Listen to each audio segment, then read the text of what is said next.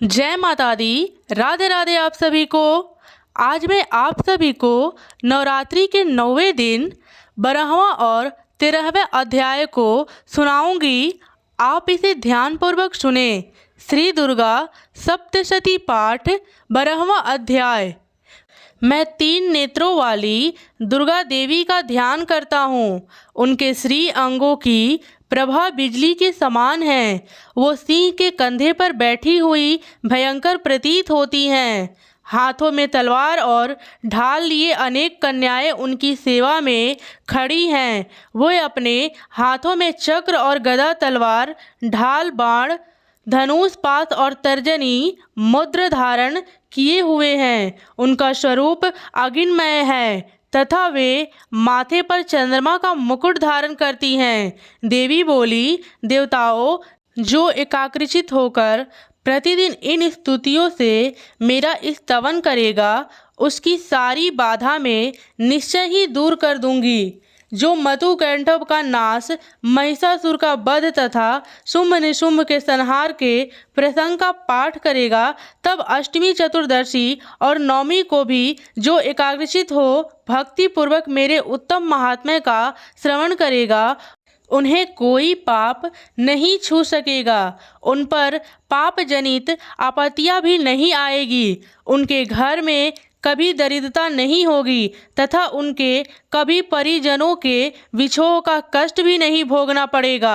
इतना ही नहीं, उन्हें शत्रु से, लुटेरों से, राजा से, शास्त्रों से, अग्नि से तथा जल की राशि से भी कभी भय नहीं होगा। इसलिए सबको एकाग्रचित होकर भक्ति पूर्वक मेरे इस महात्म्य को सदा पढ़ना और सुनना चाहिए। यह परम कल्याणकारक है। मेरे महात्म्य महामारी जनित समस्त उपद्रव तथा आध्यात्मिक आदि तीनों प्रकार के उत्पातों को शांत करने वाला है। मेरे जिस मंदिर में प्रतिदिन विधि पूर्वक मेरे इस महात्म्य का पाठ किया जाता है, उस स्थान को मैं कभी नहीं छोड़ती। वहाँ सदा ही मेरा सन्निधान बना रहता है। बलिदान, पूजा, होम तथा महोत्सव के अवसरों पर मेरे इस चरित्र का पूरा पाठ एवं श्रवण करना चाहिए। ऐसा करने पर मनुष्य विधि को जानकर या बिना जाने भी मेरे लिए जो बलि, पूजा या होम आदि करेगा, उसे मैं बड़ी प्रसन्नता के साथ ग्रहण करूंगी। श्राद्ध काल में जो वार्षिक महापूजा की जाती है, उस अवसर पर जो मेरे इस महात्म्य को भक्ति पूर्वक सुनेगा, वह मनुष्य मेरा प्रसाद से सब बाधाओं से मुक्त तथा धन धान्य एवं पुत्र के संपन्न होगा। इसमें तनिक भी संदेह नहीं है। मेरे इस महात्म्य, मेरे प्रादुर्भाव की सुंदर कथाएं तथा युद्ध किए हुए मेरे पराक्रम सुनने से मनुष्य निर्भय हो जाता है। मेरे महात्म्य का श्रवण करने वाले पुरुष के शत्रु नष्ट हो जाते हैं। उन्हें कल्याण की प्राप्ति होती है तथा उनका कुल आनंदित रहता है। सर्वत्र शांति, कर्म में बुरे सपने दिखाई देने पर तथा ग्रह जनित भयंकर पीड़ा उपस्थित होने पर मेरा महात्म्य श्रवण करना चाहिए। इससे सब विघ्न तथा भयंकर ग्रह पीड़ाएं शांत हो जाती है और मनुष्यों द्वारा देखा हुआ दुःस्वप्न शुभ स्वप्न में परिवर्तित हो जाता है। बाल ग्रहों से आक्रांत हुए बालकों के लिए यह महात्म्य शांति कारक है तथा मनुष्यों के संगठन में फूट होने पर यह अच्छी प्रकार मित्रता करवाने वाला होता है। यह महात्म्य समस्त दुराचारियों के बल का नाश करने वाला है। इसके पाठ मात्र से राक्षसों, भूतों और पिशाचों का नाश हो जाता है। मेरा यह सब महात्म्य मेरे समीप्य की प्राप्ति करने वाला है। पशु, पुष्प, अर्घ, धूप, दीप, गंध आदि उत्तम सामग्रियों द्वारा पूजन करने से, ब्राह्मणों को भोजन कराने से, होम करने से, प्रतिदिन अभिषेक करने से, नाना प्रकार के अन्य भोगों का अर्पण करने से तथा दान करने से आदि से 1 वर्ष तक जो मेरा आराधना की जाती है और उससे मुझे जितनी प्रसन्नता होती है उतनी ही प्रसन्नता मेरे उस उत्तम चरित्र का एक बार श्रवण करने मात्र से हो जाती है। यह महात्म्य श्रवण करने पर पापों को हर लेता है, आरोग्य प्रदान करता है, मेरे प्रदुभार को कीर्तन समस्त भूतों से रक्षा करता है तथा मेरे युद्ध विषयक चरित्र दुष्ट दैत्य का संहार करने वाला है। इसके श्रवण करने पर पुरुषों को शत्रु का भय नहीं रहता है। देवताओं, तुमने और ब्रह्मा ऋषियों ने जो मेरी स्तुति की है तथा ब्रह्मा जी ने जो स्तुति की है वो सभी कल्याणमयी बुद्धि प्रदान करती है। वन में, शून्य मार्ग में अथवा दावा नल से घिर जाने पर, निरंजन स्थानों में, लुटेरों में, दाव में पड़ जाने पर या शत्रु से पकड़े जाने पर अथवा जंगल में सिंह, बाघ या जंगली हाथियों के पीछे करने पर, कुपित राजा के आदेश से बध या बंधन के स्थान में ले जाने पर अथवा महासागर में नाव पर बैठने के बाद भारी तूफान से नाव के डगमग होने पर और अत्यंत भयंकर युद्ध में शास्त्रों का प्रहार करने पर अथवा वेदना के पीड़ित होने पर की बहुना सभी भयंकर बाधाओं के उपस्थित होने पर जो मेरे इस चरित्र का स्मरण करता है वह मनुष्य संकट से मुक्त हो जाता है। मेरे प्रभाव से सिंह और हिंसक जंतु नष्ट हो जाते हैं तथा लुटेरे और शत्रु भी मेरे चरित्र का स्मरण करने वाले पुरुष से दूर भागते हैं। ऋषि कहते हैं, यो कहकर प्रचंड पराक्रमी वाली भगवती चंडिका सब देवताओं को देखते देखते वही अंतर्ध्यान हो गई। फिर समस्त देवता भी शत्रुओं को मारे जाने के निर्भय हो पहले की ही भांति यज्ञ भाग का उपभोग करते हुए अपने अपने अधिकार का पालन करने लगे।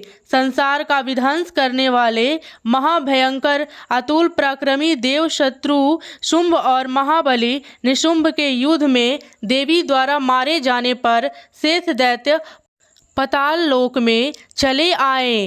राजन, इस प्रकार भगवती अंबिका देवी नित्य होती हुई भी पुनः पुनः प्रकट होकर जगत की रक्षा करती हैं। वे ही इस विश्व को मोहित करती हैं, वे ही जगत को जन्म देती हैं तथा वे ही प्रार्थना करने पर संतुष्ट हो विज्ञान एवं समृद्धि प्रदान करती हैं। राजन, महाप्रलय के समय महामारी का स्वरूप धारण करने वाली वे महाकाली ही इस समस्त ब्रह्मांड में व्याप्त हैं। वे ही समय समय पर महामारी होती है और वे ही स्वयं अजन्मा होती हुए भी सृष्टि के रूप में प्रकट होती हैं। वे सनातनी देवी ही समय अनुसार संपूर्ण भूतों की रक्षा करती हैं। मनुष्य के अभ्युदय के समय वे ही घरों में लक्ष्मी के रूप में स्थित हो उन्नति प्रदान करती हैं और वे ही अभाव के समय दरिद्रता बनकर विनाश का कारण होती हैं।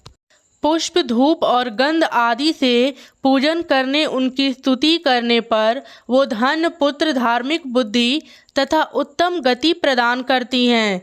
इस प्रकार श्री मार्कंडेय पुराण में सर्वाणिक मनवातर की कथा के अंतर्गत देवी महात्म्य में फल स्तुति नामक 12वां अध्याय पूरा हुआ। श्री दुर्गा सप्तशती पाठ 13वां अध्याय। जो उदय काल के सूर्य मंडल की सी क्रांति धारण करने वाली हैं, जिसे 4 भुजाएं और 3 नेत्र हैं तथा जो अपने हाथों में पास, अंकुश, वर एवं अभय की मुद्रा धारण किए रहती हैं, उन शिवा देवी का मैं ध्यान करता हूँ। ऋषि कहते हैं, राजन, इस प्रकार मैंने तुमसे देवी के उत्तम महात्म्य का वर्णन किया। जो इस जगत के धारण करती हैं, उन देवी का ऐसा ही प्रभाव है। वे ही विद्या उत्पन्न करती हैं। भगवान विष्णु की महास्वरूपा उन भगवती द्वारा ही तुम ये वैष्णव तथा अन्यायन विवेकी जन मोहित होते हैं, मोहित हुए तथा आगे ही मोहित होंगे। महाराज तुम उन्हीं परमेश्वरी के शरण में जाओ। आराधना करने पर वे ही मनुष्य की भोग, स्वर्ग तथा मोक्ष प्रदान करती हैं। मार्कंडेय जी कहते हैं, क्रोष्टुकी जी मेधा मुनि के ये वचन सुनकर राजा सूरथ ने उत्तम व्रत का पालन करने वाले उन महाभाग महर्षि को प्रणाम किया। वे अत्यंत ममता और राज्य परहरण से बहुत घिन हो चुके थे। महामुनि इसीलिए विरक्त होकर वो राजा तथा वैष्णव्य तत्काल तपस्या को चले गए और वो जगदम्बा के दर्शन के लिए नदी के तट पर रहकर तपस्या करने लगे। वे वैष्णव्य उत्तम देवी सूक्त की जप करते हुए तपस्या में प्रवृत्त हुए। वे दोनों नदी के तट पर देवी की मिट्टी की मूर्ति बनाकर पुष्प, धूप और हवन आदि के द्वारा उनकी आराधना करने लगे। उन्होंने पहले तो आहार को धीरे धीरे कम किया, फिर बिल्कुल निराहार रहकर देवी में ही मन लगाए एकाग्रता पूर्वक उनका चिंतन आरंभ किया। वे दोनों अपने शरीर के रक्त के प्रशिक्षित बल भी देते हुए लगातार 3 वर्ष तक स्वयं पूर्वक आराधना करते रहे। इस पर प्रसन्न होकर जगत के धारण करने वाली चंडिका देवी ने प्रत्यक्ष दर्शन देकर कहा।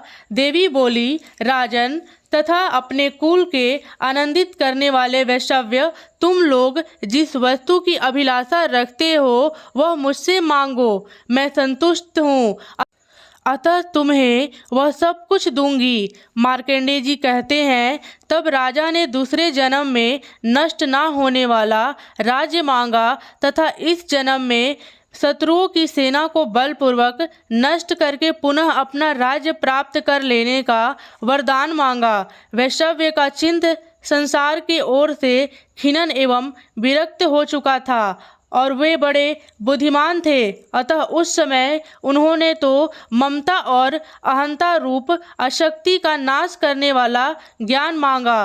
देवी बोली, राजन तुम थोड़े ही दिनों में शत्रुओं को मारकर अपना राज्य प्राप्त कर लोगे।